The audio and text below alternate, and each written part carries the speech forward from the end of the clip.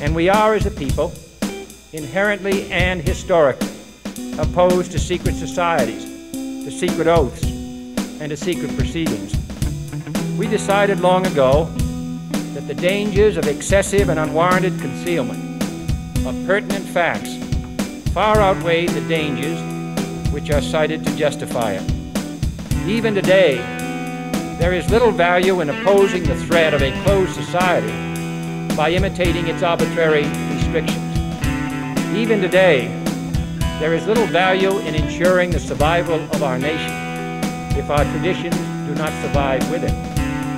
And there is very grave danger that an announced need for increased security will be seized upon by those anxious to expand its meaning to the very limits of official censorship and concealment. That I do not intend to permit to the extent that it's in my control. And no official of my administration, whether his rank is high or low, civilian or military, should interpret my words here tonight as an excuse to censor the news, to stifle dissent, to cover up our mistakes, or to withhold from the press and the public the facts they deserve to know. But I do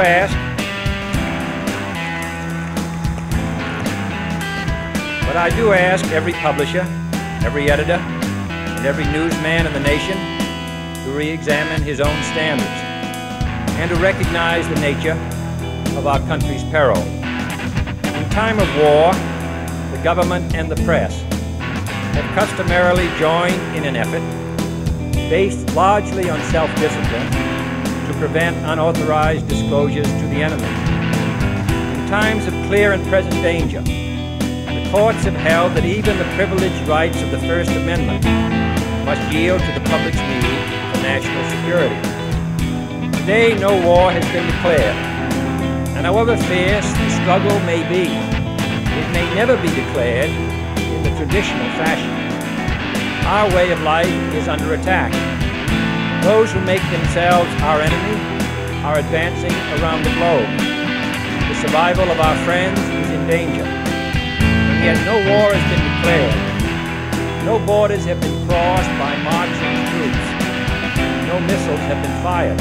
If the press is awaiting a declaration of war, before it imposes the self-discipline of combat conditions, then I can only say that no war ever posed a greater threat to our security. If you are awaiting a finding of clear and present danger, then I can only say that the danger has never been more clear, and its presence has never been more clear.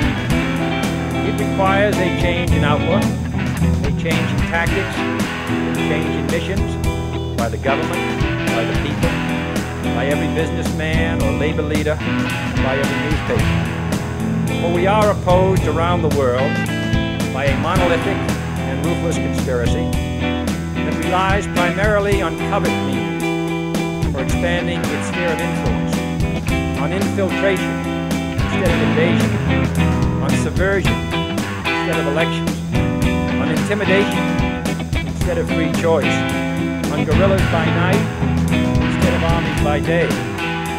It is a system which has conscripted vast human and material resources into the building of a tightly knit, highly efficient machine that combines military, diplomatic, intelligence, economic, scientific, and political operations. Its preparations are concealed, not published. Its mistakes are buried, not headlined.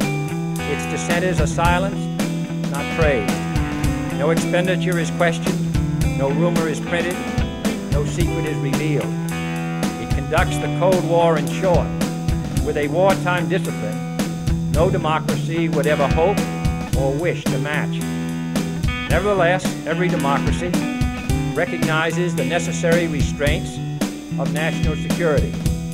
And the question remains whether those restraints need to be more strictly observed if we are to oppose this kind of attack as well as outright invasion.